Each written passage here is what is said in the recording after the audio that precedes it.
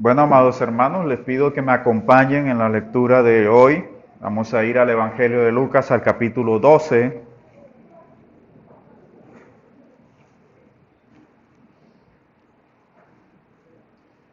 Por lo general, este Evangelio, los capítulos tienden a ser bastante extensos, por lo cual solo nos concentramos en una parte para desarrollar la enseñanza de hoy.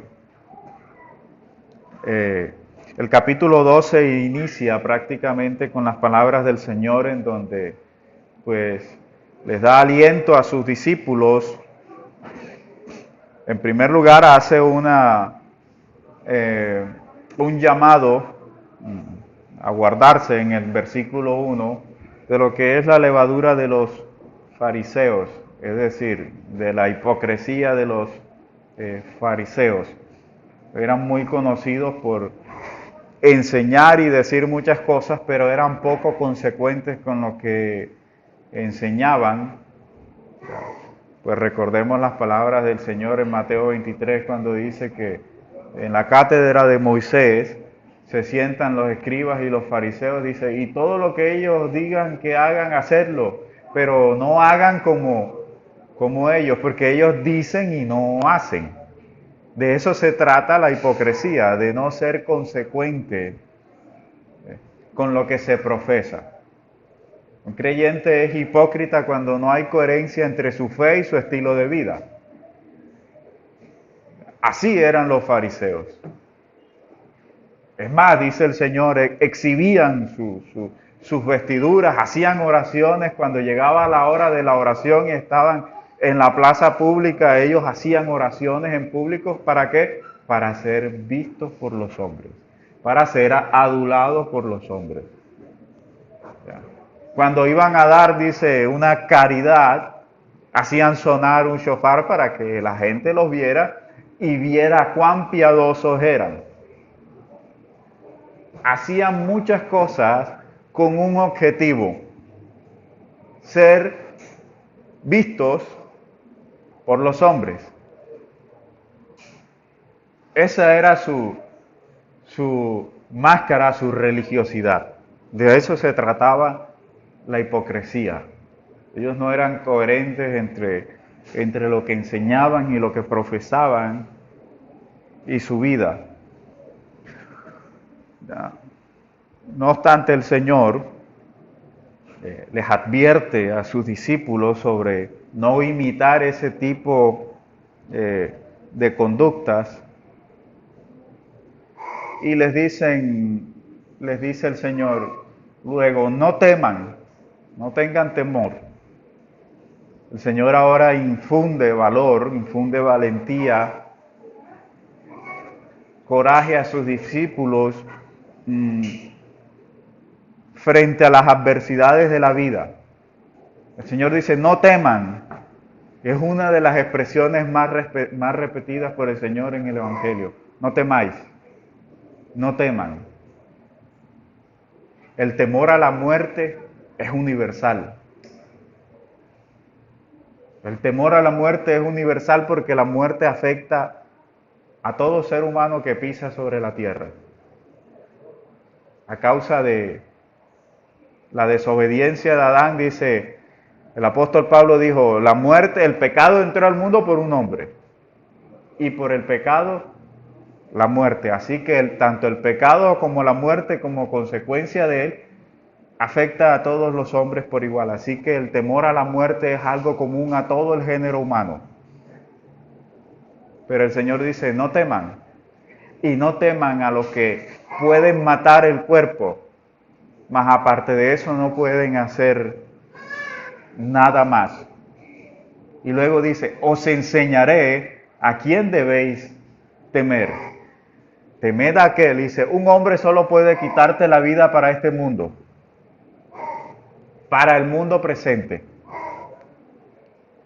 Pero os enseñaré a quién debéis temer, dónde debe estar, quién es vuestro temor, el Señor vuestro Dios. No el hombre. A este debéis temer, aquel que no solamente puede quitar la vida para este mundo, sino para el venidero. Ahora, el Señor no estaba enseñándoles a no temer a Dios simplemente por el solo hecho de temer la muerte. No, estaba enseñándoles a enfocar su fidelidad en aquel que tenía poder sobre la vida y sobre la muerte, que es Señor ante todo de la vida. A ese debéis temer. El creyente no debe tener un temor irracional, angustioso sobre la muerte. Pablo lo dijo, vosotros no os entristecéis como los que no tienen esperanza. Los incrédulos se entristecen como los que no tienen esperanza, porque ellos viven, como decía el apóstol Pablo, sin esperanza y sin Dios en el mundo. Por lo tanto, el temor a la muerte es un profundo terror en el no creyente. Así que el Señor enfoca adecuadamente el temor en aquel que es Señor de la vida y de la muerte y que es bondadoso en gran manera. Dice el Señor, a este es a quien debéis temer, no al hombre. El hombre solamente puede quitar la vida para este mundo presente, efímero y pasajero. Como diría el apóstol Pablo, si es que solamente estamos viviendo para esta vida, pues comamos y bebamos porque mañana moriremos y solamente somos los más dignos de lástima de todos los hombres. Así que el Señor enseña a sus discípulos a ubicar adecuadamente su temor como su fe. Vuestra fe y vuestro temor que estén en Dios, Señor de la vida y de la muerte. Pero ante todo se presenta a sí mismo como Señor y dador de vida. Luego, ¿por qué hace esto? Porque obviamente ya estaban empezando a sufrir la persecución por causa de su fe. Pues más adelante, si lo leen, dice, versículo 8, os digo que todo aquel que me confiese delante de los hombres, también el Hijo del Hombre le confesará delante de los ángeles de Dios. Pero el que me niegue delante de los hombres, será negado delante de los ángeles de Dios. A todo aquel que diga palabra contra el Hijo del Hombre le será perdonado, pero el que blasfeme contra el Espíritu Santo no le será perdonado. Cuando lleven a las sinagogas y a los magistrados y autoridades, no estéis preocupados de cómo o qué responderéis o qué habréis de decir, porque el Espíritu Santo os enseñará en aquella hora. Esta es la razón por la cual el Señor les está hablando acerca de en quién debe estar su temor, porque ya estaban enfrentando o los estaba preparando para lo que sería una de las persecuciones más agresivas en la primera comunidad de creyentes. Luego hay una parábola aquí que se inserta entre el versículo 13 y el versículo 21, de dos hermanos en donde uno le dice a otro, Señor, diles a mi hermano que comparta la herencia conmigo. A lo que el Señor responde, hombre, pero ¿quién me ha puesto como juez y partidor sobre vosotros? Pues en ese caso deberías ir al juez, al magistrado, a que resuelva tu caso, pero ¿quién me ha puesto sobre juez y partidor sobre los hombres? No obstante, el Señor aprovecha siempre para dar una enseñanza al respecto. ¿Ya? Y Él dice que se guarden de toda codicia. Dice, guardaos de toda codicia. ¿Por qué? Porque la vida del hombre, mire lo que ocurre hoy, la vida del hombre moderno se ha convertido en acumular la abundancia de bienes. Y el Señor dijo, la vida del hombre no consiste en los bienes que posee. Y luego la parábola continúa con un hombre rico. Dice que tenía un granero, no era suficiente para acumular todos los bienes que tenía y derrumbó el granero y construyó uno más grande.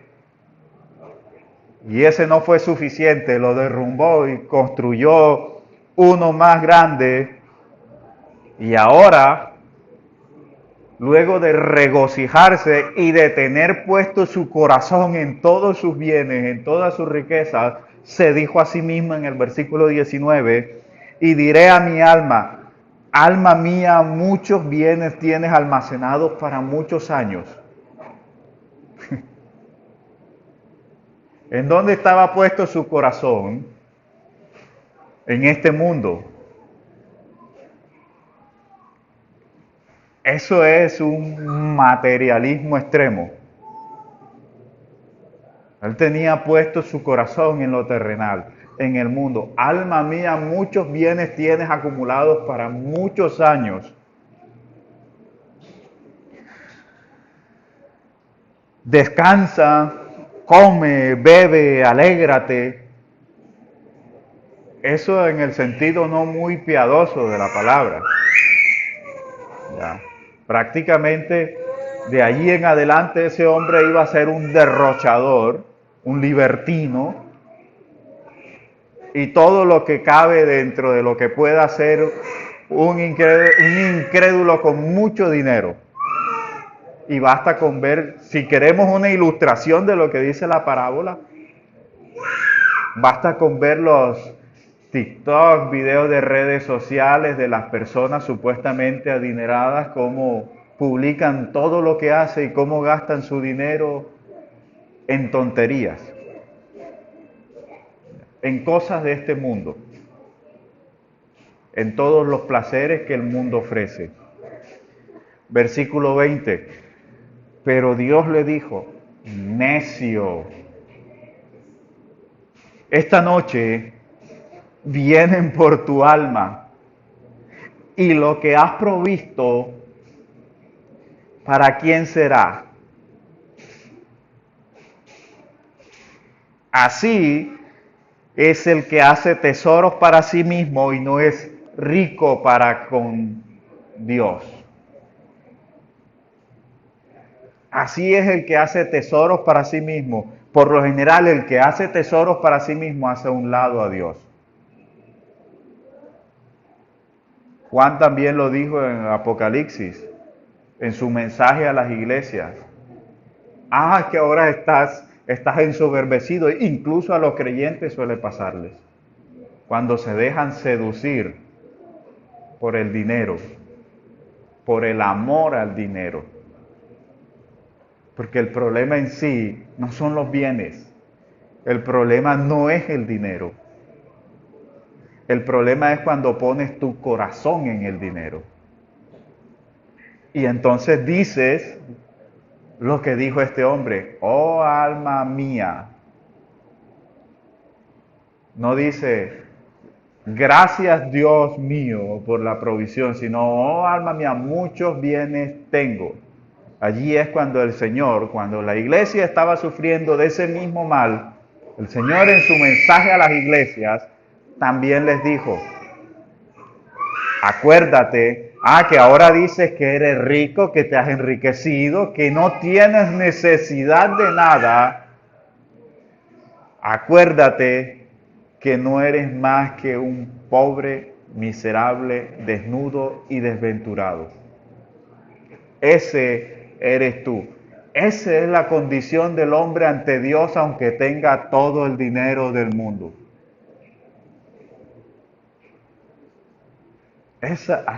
Pero así es el hombre, preocupado como este hombre por todas las posesiones, las riquezas y los placeres de la vida. Por eso es que el salmista dice, no hay Dios en ninguno de sus pensamientos.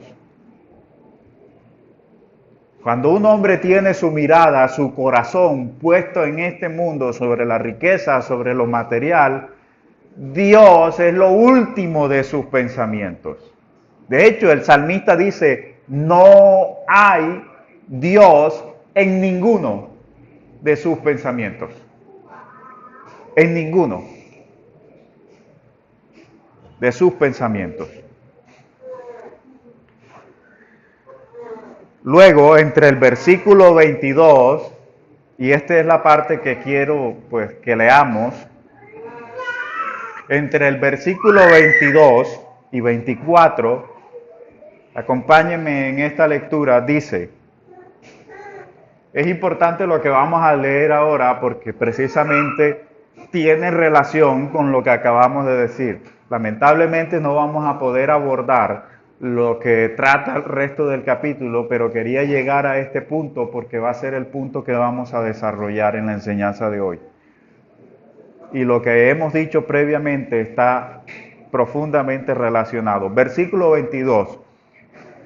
Dijo a sus discípulos, por tanto os digo, no os afanéis por vuestra vida, qué habéis de comer, ni por vuestro cuerpo, qué habéis de vestir. La vida es más que el alimento y el cuerpo es más que el vestido. Considerad los cuervos que ni siembran, ni ciegan, ni tienen almacenes, ni graneros, y Dios las alimenta. ¿Cuánto más valéis vosotros que las aves? Luego continúa diciendo, ¿quién de vosotros podrá, con afanarse, añadir un codo a su estatura? Pues si no podéis, lo que es menos, ¿cómo podéis estar afanosos de lo demás? Considerad los lirios, cómo crecen, no trabajan ni hilan, y os digo que ni aun Salomón con toda su gloria fue vestido como uno de ellos. Si Dios viste así a la hierba que hoy está en el campo y mañana es echada en el horno, ¿cuánto más hará por vosotros, hombres de poca fe? Vosotros pues, no busquéis qué habéis de comer o qué habéis de beber, ni estéis ansiosos. Porque todas estas cosas busca la gente del mundo.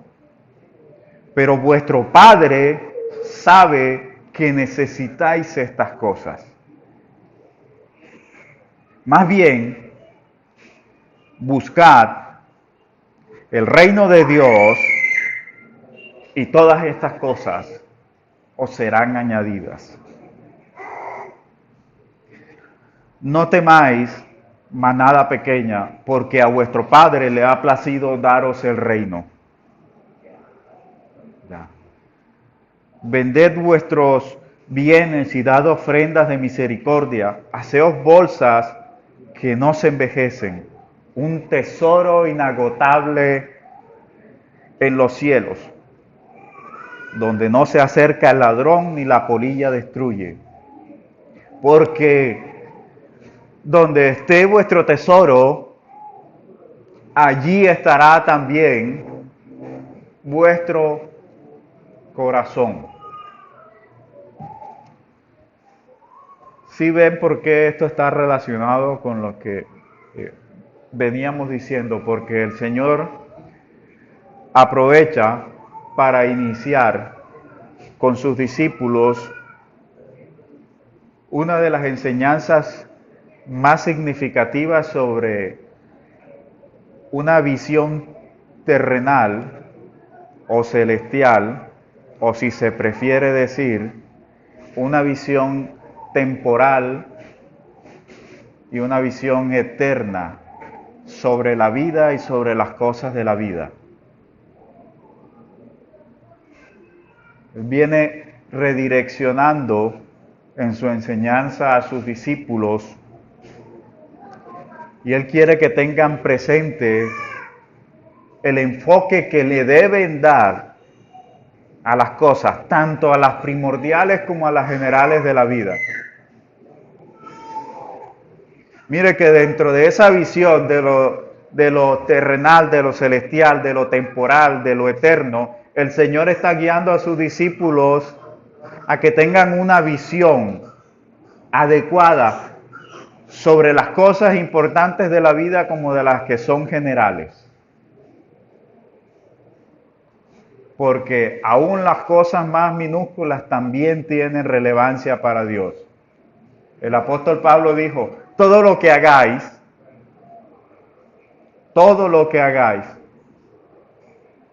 hacedlo para la gloria de Dios.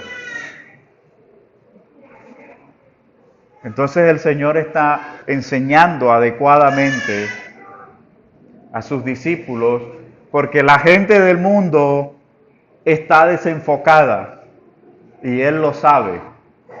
Puso dos ejemplos.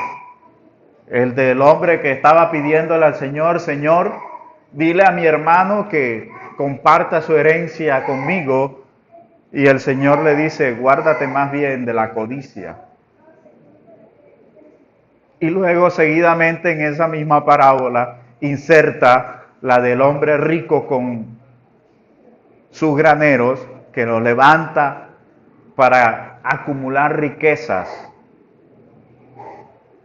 y pone su vida, pone su alma, pone su corazón, pone todo su ser está enfocado en producir riquezas. Su corazón está puesto también en la codicia, en el amor al dinero, en el amor a las posesiones materiales. Oh, alma mía, es la expresión común, fue la expresión común de aquellos tiempos y hoy no ha cambiado.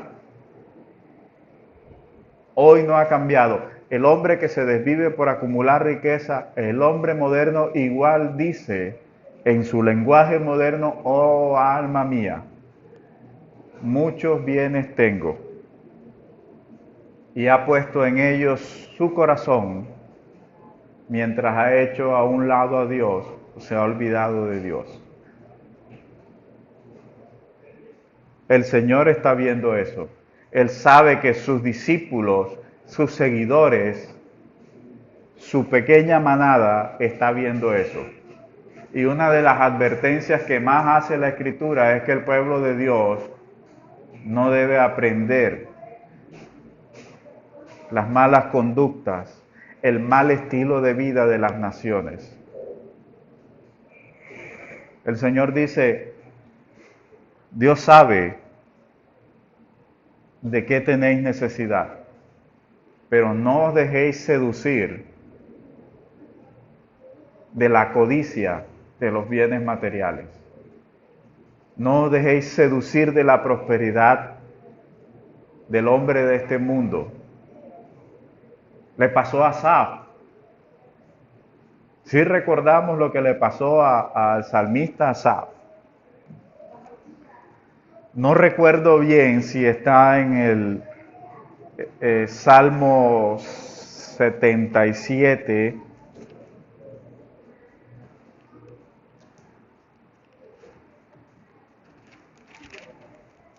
No.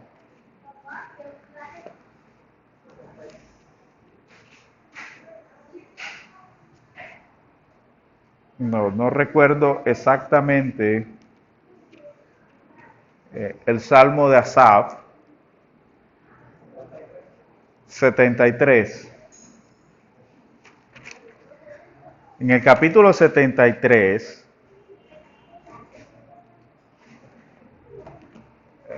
dice, es un Salmo de Asaf, ciertamente, versículo 1, bueno es Dios para con Israel, para con los limpios de corazón. Asaf empieza hablando de la bondad de Dios para con su pueblo. No obstante, ahora Él expresa lo que es el sentimiento de su corazón, diciendo, en cuanto a mí, por poco se deslizaron mis pies, casi resbalaron mis pasos. ¿Por qué? Versículo 2, porque tuve envidia de los arrogantes al ver la prosperidad del impío, pues no hay para ellos dolores de muerte, más bien son robustos su cuerpo. No sufren las congojas humanas, ni son afligidos como otros hombres. Por eso la soberbia los ciñe como collar y los cubre un vestido de violencia. Sus ojos se les salen de gordura. Logran con creces, mire esto, logran con creces los antojos de su corazón. Se mofan y hablan con maldad, desde lo alto planean la opresión. Versículo 9. Dirigen contra el cielo su boca y sus lenguas recorren la tierra. Es decir, son blasfemos. Ellos dicen, ¿cómo sabrá Dios? ¿O habrá conocimiento en el Altísimo? He aquí estos impíos están tranquilos y aumentan sus riquezas. Ciertamente, mire la conclusión a la que había llegado Asaf. La conclusión de Asaf de todo esto fue, ciertamente en vano he mantenido puro mi corazón y he lavado mis manos en inocencia. Miren la reflexión que está haciendo Asaf. Pues he sido azotado todo el día, empezando mi castigo por las mañanas. Si yo dijera, hablaré como ellos, he aquí que traicionaría a la generación de tus hijos. Es decir, le está hablando a Dios. Pensé para entender esto. Ha sido duro ante mis ojos, dice Asaf. Hasta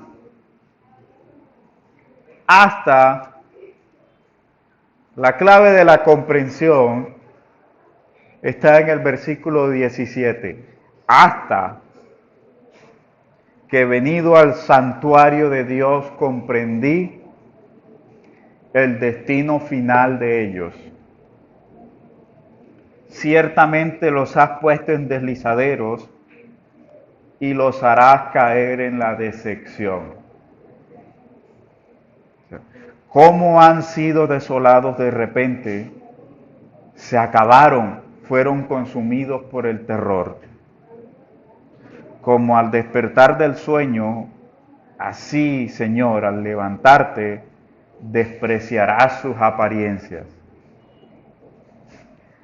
De veras se amargaba mi corazón y mi interior sentía punzadas. Pues yo era un ignorante y no entendía. Yo era como un animal delante de ti. Con todo, yo siempre estuve contigo. Me tomaste de la mano derecha. Me has guiado según tu consejo y después me recibirás en gloria. ¿A quién tengo yo en los cielos? Aparte de ti, nada. Aparte de ti, nada deseo en la tierra.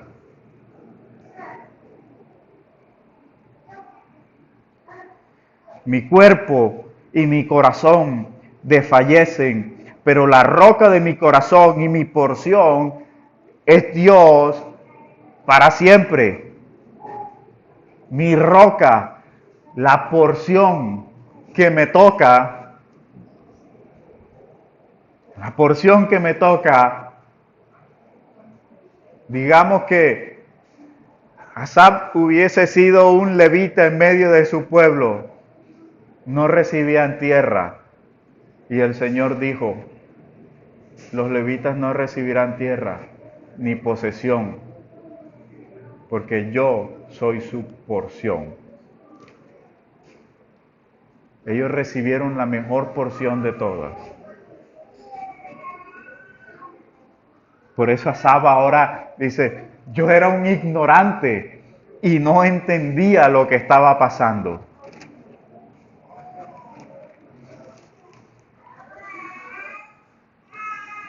Porque he aquí, los que se alejan de ti perecerán. Pues tú destruirás a todo aquel que se prostituye apartándose de ti. En cuanto a mí, mire la conclusión de Asaf. En cuanto a mí, la cercanía de Dios constituye el bien. En el Señor he puesto mi refugio para contar todas tus obras. Mire la profundidad de la meditación de Asaf. Asaf inicia alabando a Dios diciendo, bueno es Dios para con Israel, para con su pueblo. Pero en cuanto a mí, los autores bíblicos son sumamente francos, son íntegros, son transparentes en lo que sienten.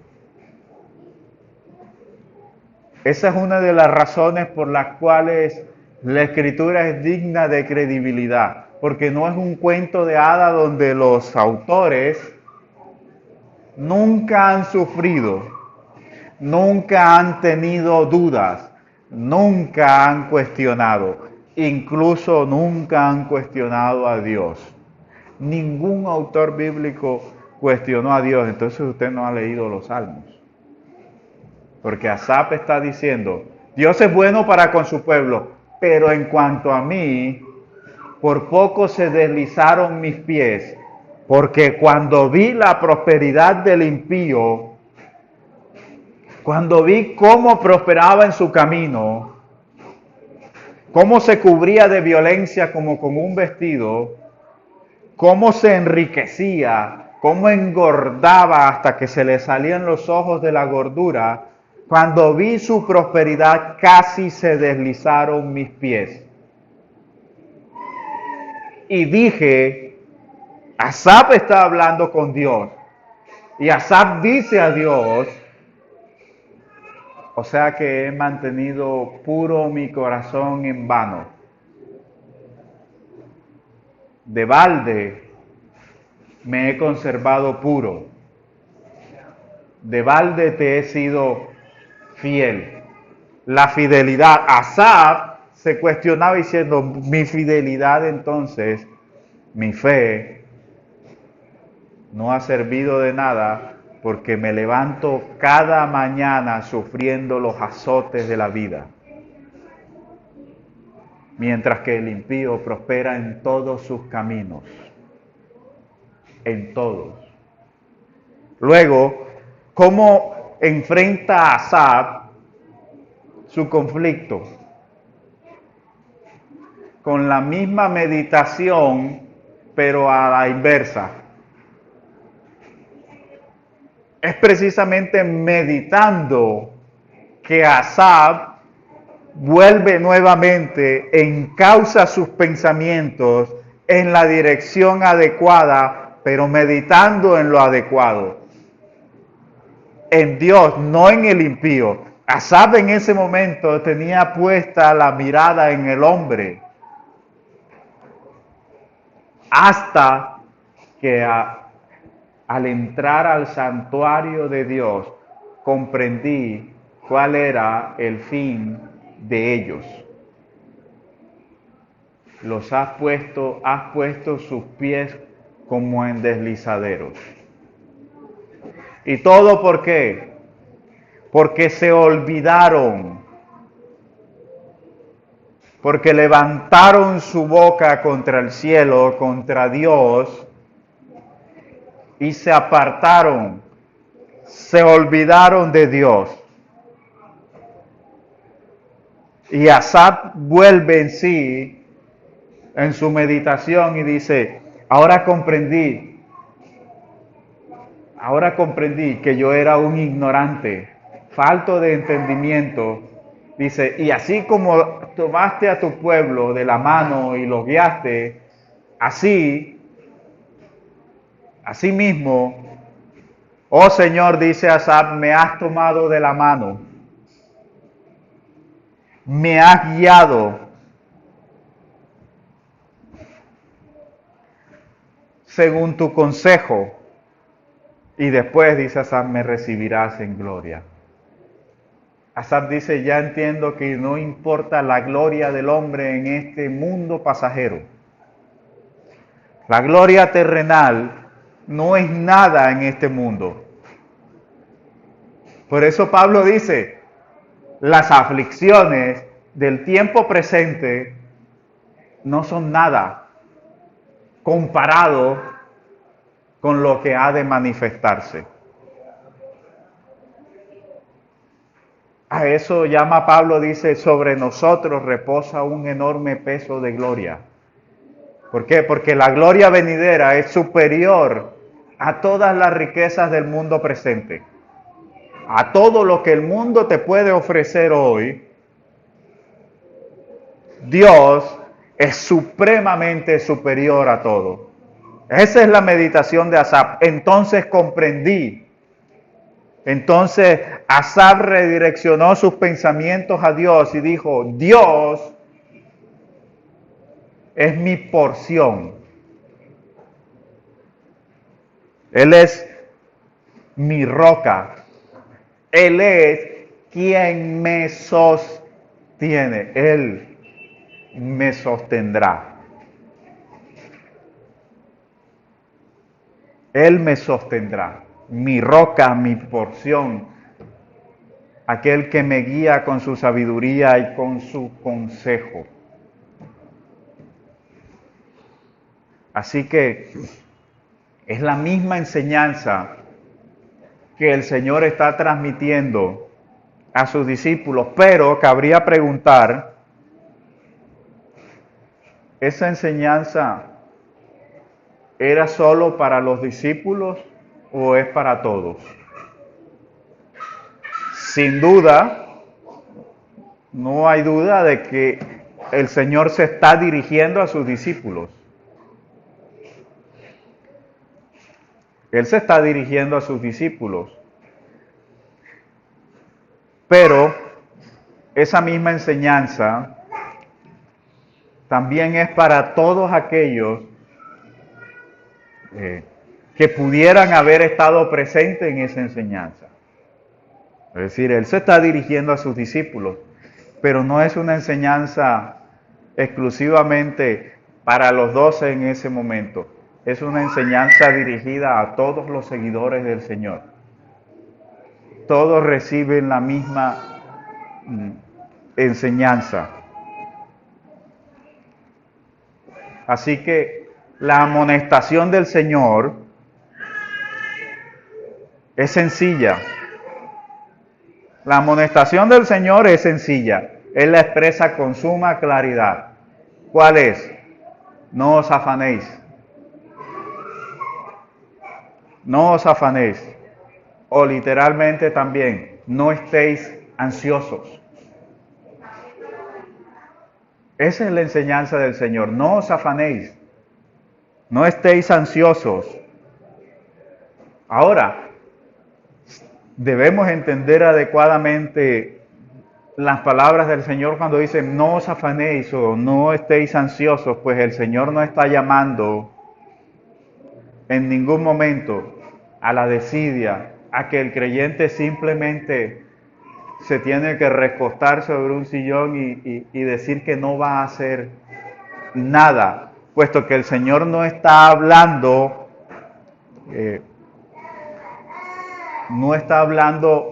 en contra de que el hombre debe procurar las cosas esenciales de la vida para la subsistencia, de que el hombre debe ocuparse en las cosas cotidianas de la vida, de que el hombre debe ocuparse en su trabajo, en sus labores. No es contra eso contra lo que él está hablando. Él está hablando del afán que trae la vida por muchas cosas. Ejemplo de ellos, por la codicia, por el amor al dinero. El Señor de ninguna manera está hablando diciendo que el trabajo es malo, ni está incentivando a la holgazanería, porque el Señor suplirá a todos, sí, el Señor suplirá a todos, pero no es de eso de lo que está hablando. El Señor no está instigando a sus discípulos a que dejen de trabajar. Pues el mensaje del Evangelio, el mensaje por lo menos del apóstol Pablo, es que el trabajo es incluso un mandamiento para el hombre. Ya. Y que constituye una enseñanza errada el tratar de incentivar al hombre hacia la holgazanería. Pablo lo dijo en Primera de Tesalonicenses capítulo 4,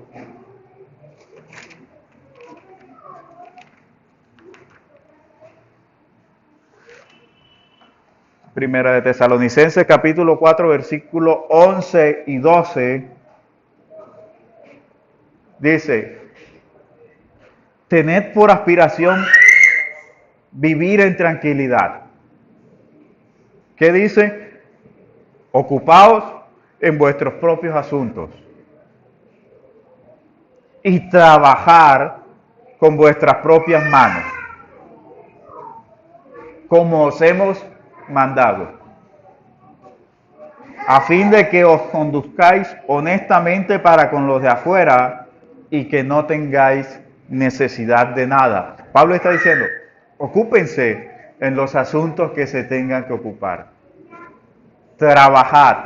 ¿Para qué? Para que viváis tranquilamente, sosegadamente, e incluso ese ocuparse en los asuntos cotidianos de la vida sin asfixiarse por ellos, dice, es un testimonio para los de afuera, es decir, para los incrédulos. Cuando te ocupas en tus propios asuntos, cuando te ocupas en trabajar honestamente, dice, eso se constituirá también en un testimonio. Y suplirá tus necesidades. Pablo le dice, para que no tengáis necesidad de nada. Es decir, será tanto de testimonio como también suplirá vuestras necesidades.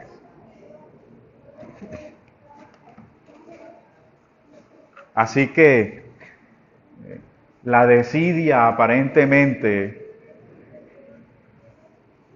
esa desidia de querer ocuparse en los propios asuntos o trabajar, no es más que en realidad una falta de fe en la provisión de Dios, en que Dios sustenta a los suyos. Y esa desidia no es más que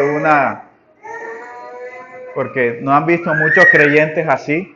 Hay muchos creyentes que no hacen nada porque simplemente citan y citan versículos bíblicos fuera de contexto diciendo que sí, Dios suplirá todo y mientras se achantan y no se ocupan en nada. Eso no es más que una espiritualidad que fomenta el desorden. Pablo lo dijo en su segunda carta a los tesalonicenses en el capítulo 2, perdón, en el capítulo 3, versículo 6,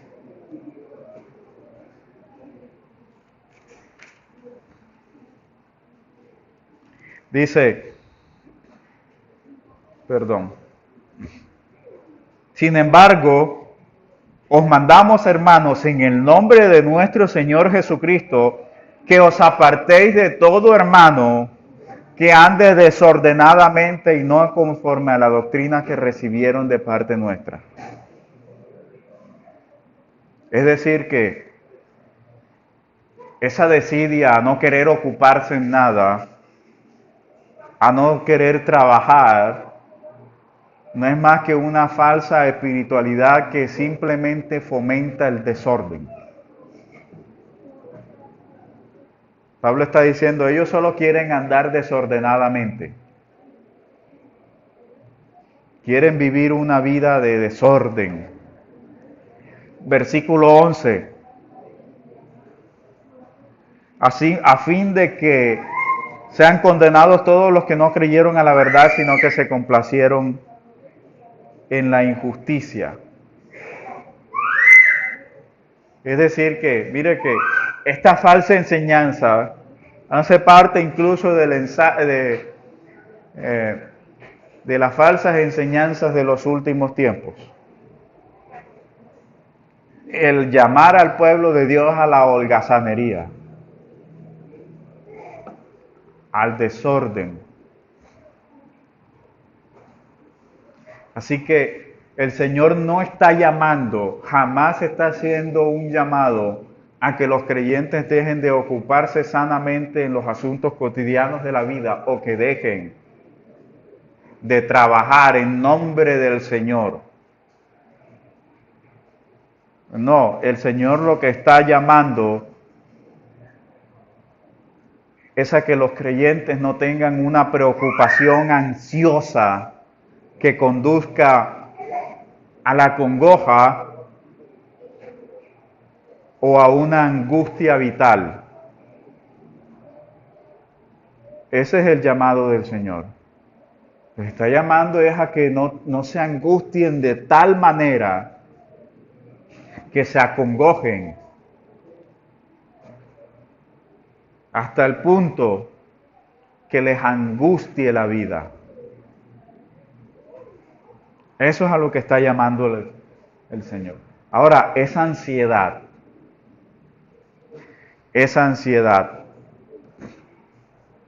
priva al creyente del gozo y turba el espíritu.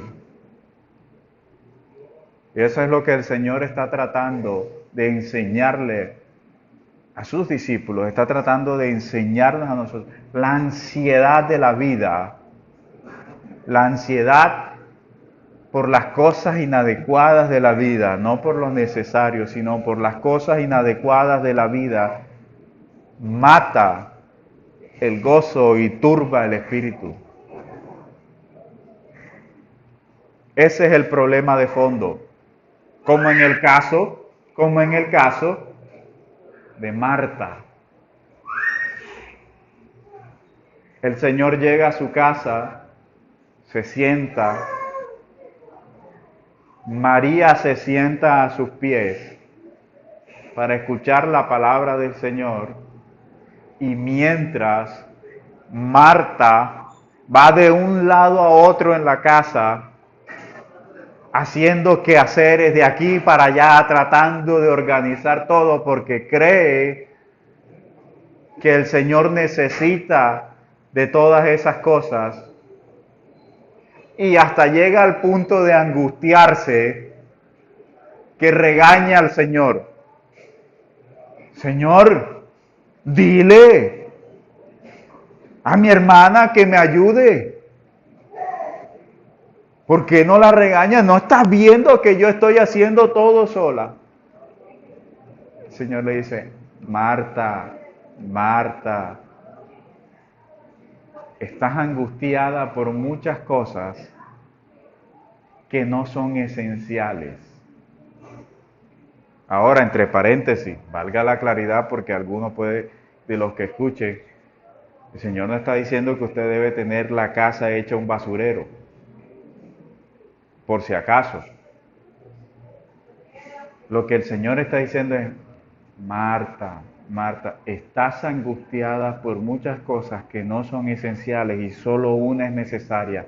Y María ha escogido la mejor parte. María ha escogido la palabra de Dios que sustenta la vida, que da gozo, vida y paz.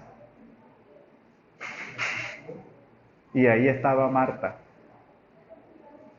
angustiada. La angustia, la ansiedad le había consumido el gozo mientras su hermana estaba a los pies del maestro, escuchando alegremente la palabra. Marta estaba de un lado para otro, como solemos estar nosotros en muchas ocasiones. Por eso el mensaje es igualmente pertinente para usted y para mí, porque nosotros hoy también nos dejamos absorber. Quien diga que no se deja absorber por las angustias y las preocupaciones de la vida, tal vez viva en el país de Alicia,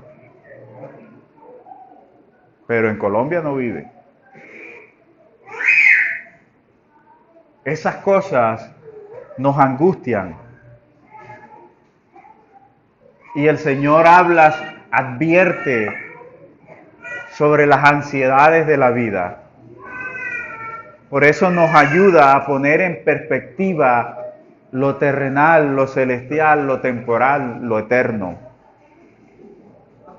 Dios, no os afanéis, no os dejéis que el afán os consuma. Marta estaba afanada y turbada, dice el Señor. Afanada y turbada. ¿Para qué? ¿Para qué? ¿Qué logró con eso? ¿Cuál fue el provecho que obtuvo Marta de afanarse y turbarse? Ninguno.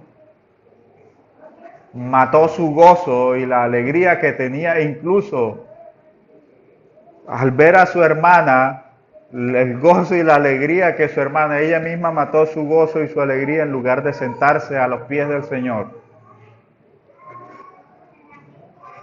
De aquel que sus palabras son espíritu y son vida. Así que en parte no somos muy diferentes a veces en nuestra actitud. No somos muy diferentes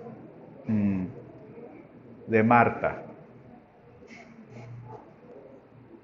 Y deberíamos también aprender de las palabras a descansar en Dios, como lo hacía el salmista. El Señor es mi pastor. Nada me faltará. ¿Por qué no te faltará nada? Porque Él no te faltará. Porque Él es fiel a cada palabra que ha salido de su boca.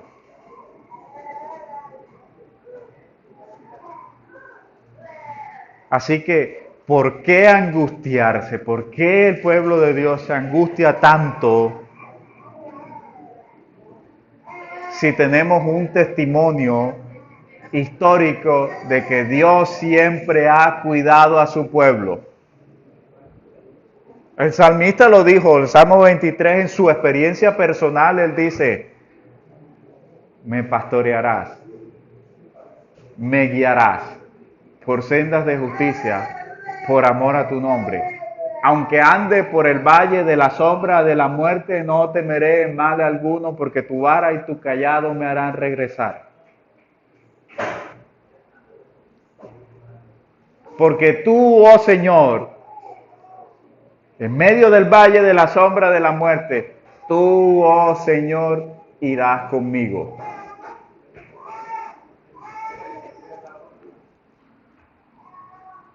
Así que la experiencia del pueblo de Dios debería fortalecer la fe en el cuidado y en la provisión de Dios. Una y otra vez Moisés se lo recordó en el Deuteronomio a los hijos de Israel. Acuérdate cuando vayas a entrar a la tierra por donde te trajo el Señor.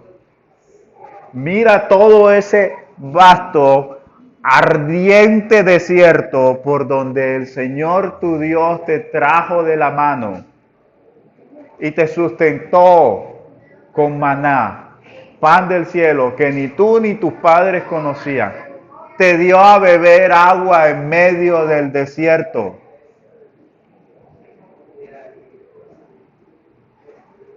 ¿Por qué casi nunca recordamos los cuidados de Dios sobre su pueblo?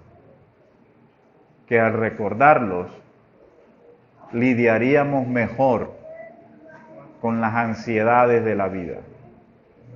Dios siempre ha estado presente en medio de su pueblo. Dios siempre, el cuidado de su pueblo siempre está presente. No se adormece, ni se adormecerá. El que te cuida, el que te guarda. Nos ocupamos más, concentramos más toda nuestra energía y toda nuestra atención en el problema que en Dios, que en aquel que te guía con sabiduría. Y la pregunta es, ¿cuál es la causa del afán? ¿Cuál es la causa del afán?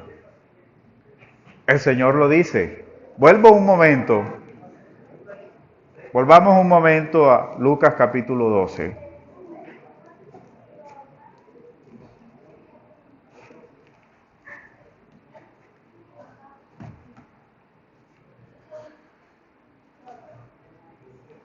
Versículo 22. Por tanto os digo, no os afanéis por vuestra vida. ¿Cuál es la causa del afán? La vida. La causa del afán es la vida. La vida produce ansiedad, cosa de la cual no sufrió el hombre.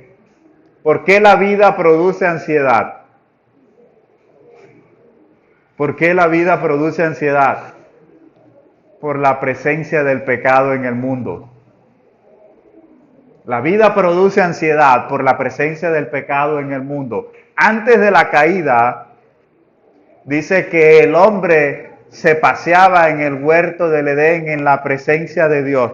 Luego de la caída, luego de que viene el juicio, empiezan los problemas y las vicisitudes de la vida. Comerás el pan con el sudor de tu frente. Espinos y cardos producirá la tierra. Es decir, una simbología del dolor, de la aflicción, de todas las vicisitudes a la cual ahora va a estar expuesto el hombre mortal. Entonces, la vida genera ansiedad.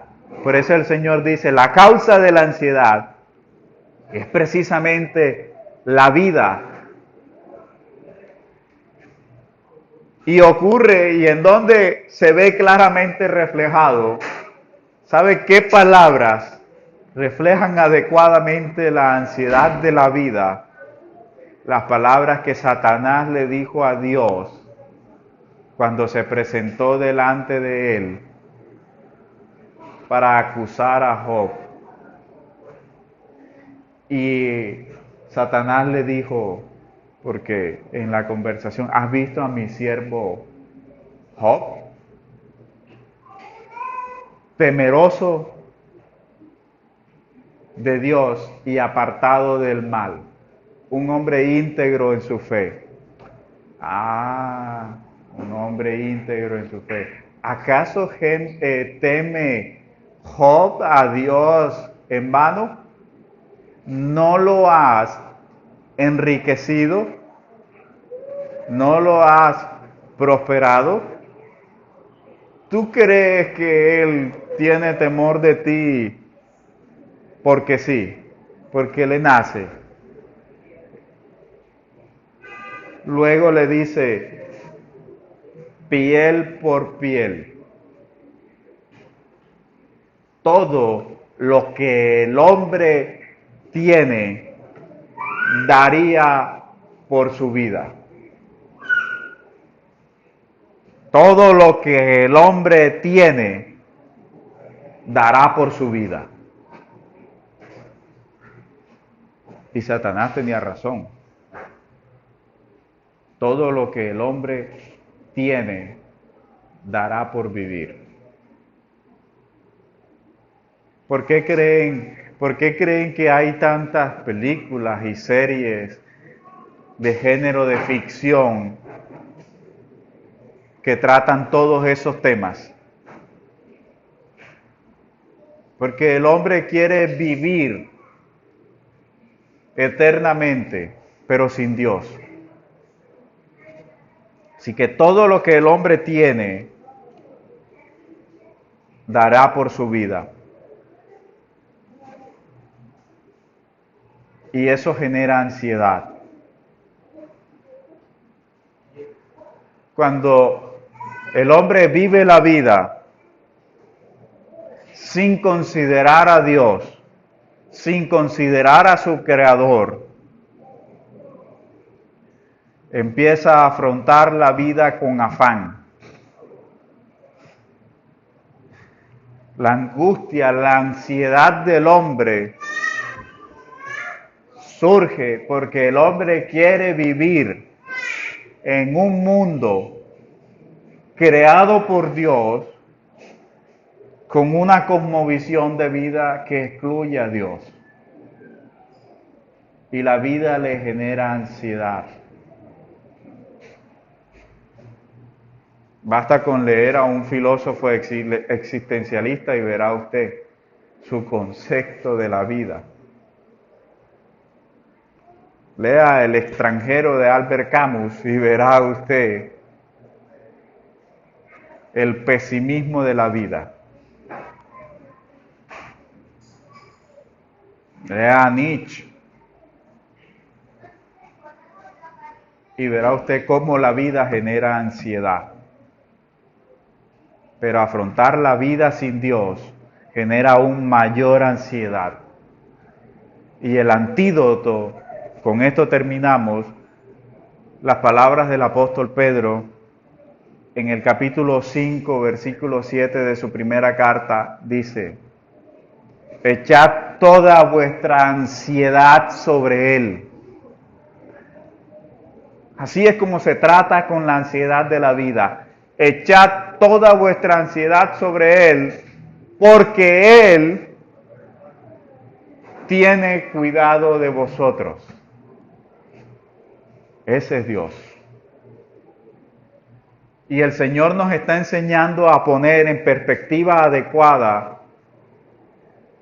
nuestra visión de la vida, de lo terrenal, lo celestial, lo temporal y lo eterno. Hay que poner las cosas en la perspectiva adecuada. Estás luchando contra la ansiedad de la vida, deposita toda vuestra ansiedad sobre Él, que Él tiene cuidado de vosotros. El Señor mismo lo dijo: venid todos los que estéis trabajados y cargados, y yo os haré descansar. Aprended de mí, que soy manso, humilde de corazón. Llevad mi yugo sobre vosotros, porque mi yugo es fácil y ligera es mi carga. Así es como debemos enfrentar la vida, hacerle frente a la vida, a las ansiedades de la vida, con una perspectiva, con una mirada puesta en Dios, puesto los ojos en Jesús, el autor y el consumador de vuestra fe. Es decir, la vida de fe empieza en Dios, sigue en Dios y se consuma en Dios. Es la vida centrada, la visión centrada en Dios, lo que te ayuda a enfrentar las angustias de la vida. Oremos, hermanos. Padre amado, Señor Dios exaltado, soberano de los cielos y la tierra, gracias, Señor, por la multitud de tus misericordias. Gracias por tus bondades. Gracias, Señor, por tu fidelidad. Gracias, Señor, por la provisión y el cuidado que tienes sobre tu pueblo, Señor, sobre tus hijos.